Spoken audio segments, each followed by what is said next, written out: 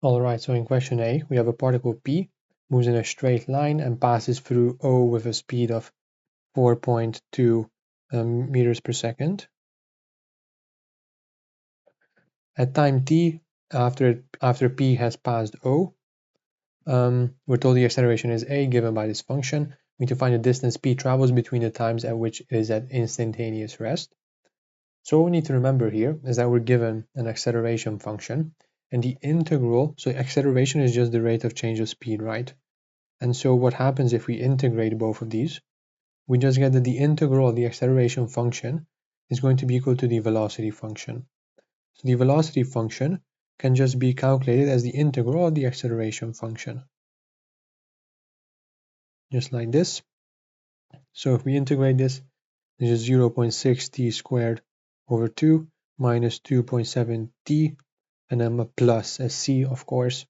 And well, we know we can just take the initial t is equal to 0 to be when we have passed the origin. Therefore, if we plug in t is equal to 0, this velocity function has to give back 4.2. So if we plug in 0, this disappears. So we just get that the integrating constant is 4.2. And therefore, our velocity function will just be 0.3 t squared minus 2.7 t plus 4.2, just like this. And we're told we need to find the times when it's at instantaneous rest. So the way we can do that is by setting our velocity function equal to 0, right?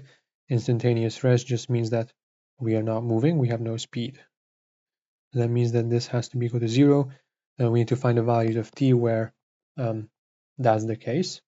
So, well, we kind of just have to use the quadratic formula over here. Probably the smartest way to do this is to make the numbers a little bit nicer, is multiply everything by 10. So that we have no decimals to work with. And now we can plug into the quadratic formula. So t1, 2 is minus b plus or minus b squared minus 4ac over 2a, that's 6. So I can simplify this. So we just have 27 plus or minus 15 over 6.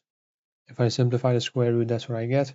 So the first solution for t1 is when we take the negative sign, for example, when we have 7 seconds, and t2 will be when we take the other sign, that will be at 2 seconds. All right, what the question wanted us to find is to find the distance p travels between these 2 points when it's an instantaneous rest. And so to find the distance function, we need to integrate the velocity function. That will be the displacement. So yeah, so what we can do is just integrate this from 2 to 7, v t dt. So just the velocity function like this, which we've already found to be 0.3 t squared minus 2.7 t plus 4.2. And of course, it's important not to use the one I multiplied over with a 10 with, because here it didn't matter because there was a 0 on the right side. But here, if I would write that, then the solution we get would be 10 times as large, obviously.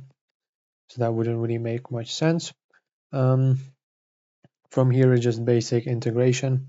So if I would evaluate this, this would be a 0.1 t cubed, and then plus a 2.70, I mean minus a 2.7 over 2, that's minus 1.35 t squared, and then plus a 4.2 t. We evaluate this from 7 to 2.